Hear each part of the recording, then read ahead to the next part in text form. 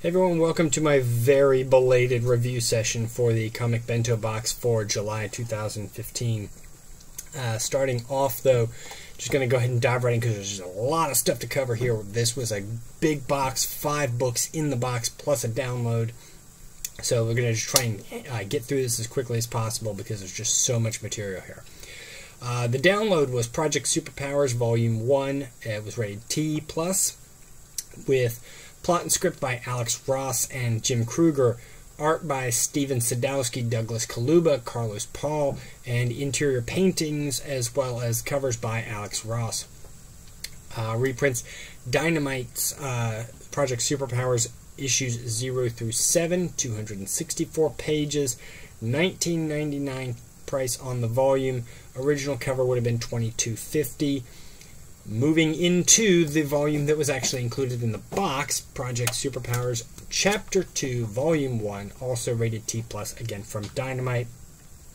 Plot and script still by Alex Ross and Jim Krueger. Art, however, by Edgar Salazar and Carlos Paul.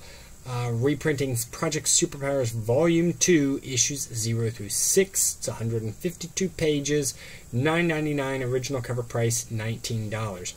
Now, the overall story behind these two volumes was just a very interesting one, and the characters had disappeared at the end of the World War II, and had suddenly started reappearing, and how that happened and who was behind it. It was an interesting concept because there were a lot of these characters that have fallen into the public domain. They used to be owned by a variety of other publishers.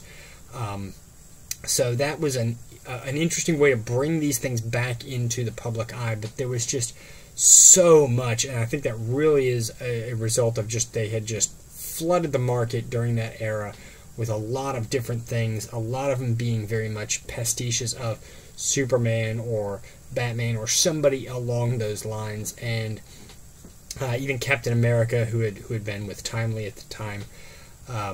There was just a lot of things about it that was just, none of these characters were incredibly original, so it really was like kind of reading bad versions of Batman or Superman or Captain America, Namor, in how they were portrayed. I think Ross and Krueger really kind of did the best they could, but the characters did fall into public domain, I think, because they didn't take off with audiences back then. So there was a lot of struggle that I had with the reading of that because there just were too many characters thrown at the reader all at once. It was hard to follow who was really important because it changed throughout the story, and whether or not we should even care about these characters, because, like I said, there were so many. Who do you care about, or do you not care about anyone at all? So overall, between the two volumes, I'm going to give them a net 5.0. Neither volume was better than either other volume, but it just didn't really strike me as being all that amazing. Now, the one thing I will say is with the August box, that was the explosive themed box, it was all Dynamite books. They did include a $10 discount on anything that you buy through their website. I may be tempted to go ahead and get the Chapter 2, Volume 2, just to finish that story out, or I might get something else. I haven't decided yet, but that's definitely an incentive to do something else with this. Dynamite has been an excellent partner with Bento for this, just getting a lot of their stuff out there and throwing in things like the download, like the discount, just to have their name out there as a constant presence. So that's a really cool thing to have as an additional incentive for the box. Moving on to the next volume, it was actually my favorite book in the month, The Life After by Joshua Hale Falkov and Gabo. You'll see on the cover they mentioned that Newsarama usually does only top 10 lists. Gave it 10 out of 10. IGN give it 9.5 out of 10. Both excellent ratings because this was my favorite book. This has actually been one I would definitely give a 10. It was fantastic. This is probably only slightly behind what I felt about Shudder in terms of overall thing. Covers on this, by the way, were by Felipe Masafera. This does reprint The Life After issues 1 through 5. It's 136 pages for $9.99, original cover price $20. Again, huge benefit there versus having individual issues. Oni Press just outdid themselves with this volume, and I'm sure, kind of like Shudder Volume 1, you're going to see an increase in price for Volume 2, but that's totally worth it because I am definitely interested in Volume 2 on this. As I had mentioned previously in the review for the comic block with the issue for the negative space, this just was a much better take on suicide and afterlife and, you know, controlling interests outside of that. So even though they both had a lot of similar elements, this one just took it and just killed. It was awesome. I am definitely in for Volume 2. I'm looking forward to that one when it comes out. So this was absolutely a win for the Comic Bento folks. This is why I subscribed to the box, because I wouldn't have discovered this any other way, but they have just introduced me to awesome reads. Third in the box was the Marvel Universe Ant-Man Digest. It is an all-ages book, although there were a couple things mentioned in some of the early issues that were not quite all ages. They weren't really inappropriate, but, you know, existentialism, etc. were not concepts that I would have felt most 7-year-olds would have understood, and if they do, you really need to consider your parenting there. Anyway, huge list of people involved because this was a variety of issues. I don't want to leave anybody else. I'm going to just read directly from the book. Written by Fred Van Lente, Todd DeZago, Christopher Yost, Eugene Sohn, Brandon Aumann, Joe Carmanga. Pencilers Matteo Lolli, Derek Donovan, Scott Koblish, Vincente Cifuentes, Scott Wenger, and Wes Craig. Inking by Christian Vecchia, Derek Donovan, Scott Koblish, Vincente Cifuentes, and Scott Wenger and Wes Craig. Again, if I've mispronounced anyone and everyone's names, I apologize. This reprints Marvel's Adventures Superheroes issues 6 and 10, Marvel Universe Avengers Earth's Mightiest Heroes 17, Avengers Earth's Mightiest Heroes 2, and Superheroes 19. I'm not sure where any of that falls in the overall continuity of things. There was a variety of years represented, and it didn't seem like a lot of this stuff tied heavily into the continuity, because it did seem to be that even those titles were aimed at younger readers. $9.99 original cover price on the volume, but original cover price for those issues would have been $16. It's been a little bit hard to gauge how that compares because some of them were only portions of the issues, so had you bought the original issues, you would have actually had more stories than what was here. Overall, I really kind of like this. I'm not a huge Ant-Man fan, obviously, but not a big Marvel fan. But this was an entertaining read. It would definitely be the kind of thing that I would hand off to a nephew or a cousin or something like that that was in this kind of, you know, early comics reading age. So there's nothing here that I didn't think was appropriate for all ages. But it was a very entertaining read. I got a chuckle or two, you know, kind of like you'd see on the old Warner Brothers cartoons where there were jokes that the kids got and the adults got on a different level. So I really dug this. That was a really decent Marvel volume. So definitely worth the read. 7.0 on the 10-point scale on that one. So definitely check that out if you have any reason to. Next in the book, our box, was the James Patterson Witch and Wizard Battle for Shadowland. It's not rated. It's from IDW. This I was really excited about because it was the hardcover, and I love hardcovers.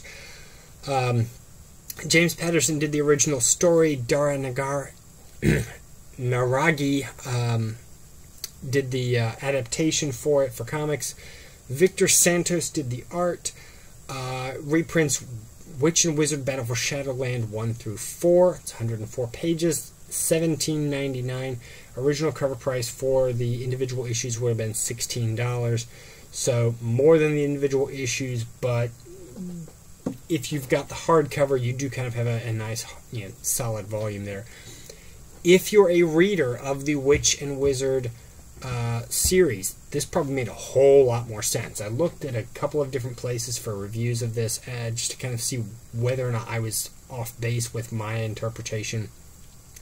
And a number of people who were reviewing it on Amazon complained that it was a comic book with pictures. Oh my god, despite the fact that it says in the screenshot an original graphic novel adventure. Those people just should not even be allowed to read at all because they clearly haven't read the initial cover. However, some of the things I saw on Goodreads were actually more accurate reviews, and it was in reading this, which has on the spine, up there at the top, sorry, Volume 1. It makes you think that you're actually getting something that's Volume 1, but you really needed to have actually already read at least one of the prose novels in order to understand really what was going on. They kind of dumped you in the middle. It would have been better off for that to be labeled like 1.5 or 1 3/4. Something between 1 and 2 to give you an idea that really you need to read the novel in order to understand what's going on, to get where the characters are and where their motivations are. So I wasn't really impressed by this at all. I really did feel like I was dumped in the middle of something. It wasn't well done. I haven't read anything else that James Patterson has done, despite the fact that he is so prolific.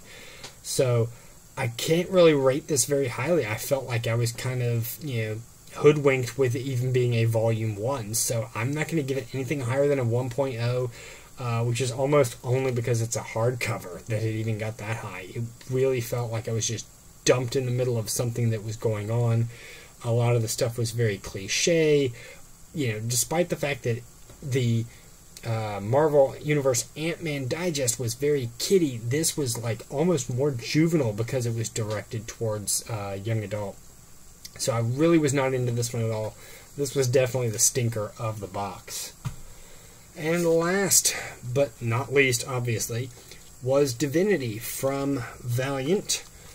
This is rated T+. It's written by Matt Kint with Trevor Herstein and Ryan Wynn. Reprints Divinity 1 through 412 pages, $9.99 on this, as a lot of the Valiant first volumes have been very well priced compared to the individual issues. Original cover price on this would have been $16. I really like how Valiant has high production values. It's a great, for a paperback, it's just great with the UV coating. You've got a lot of glossy pages in here, so there's heavy stock on the insides paper.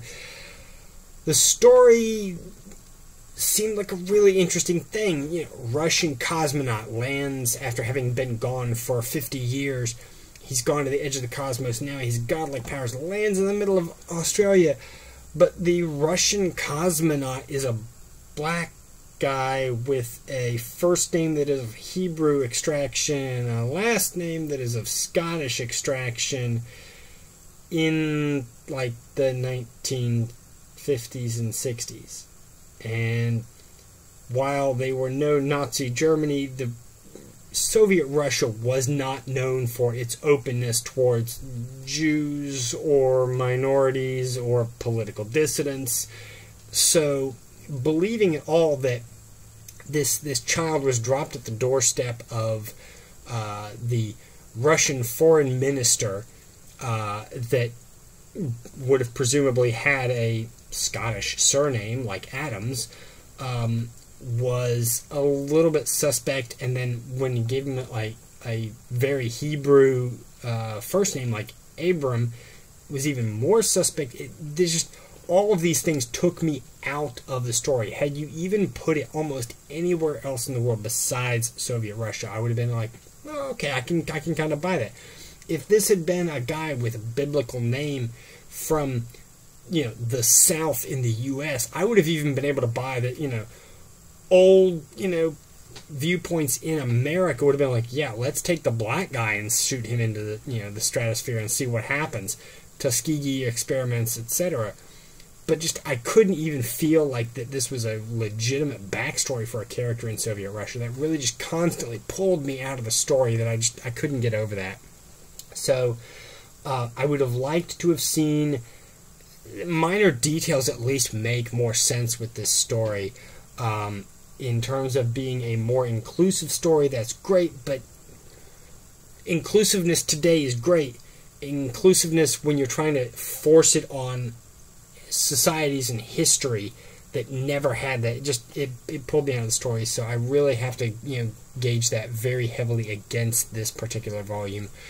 So 3.0, it was an entertaining story. So much of it just was constant hang-ups for me with just, it didn't fit with the time or the place in terms of all of the backstory. Total box value for this month's Bento box was $78 if you counted the $20 for the download, $58 worth of actual physical books that you have in your hand if you want to take them to a used bookstore or wherever.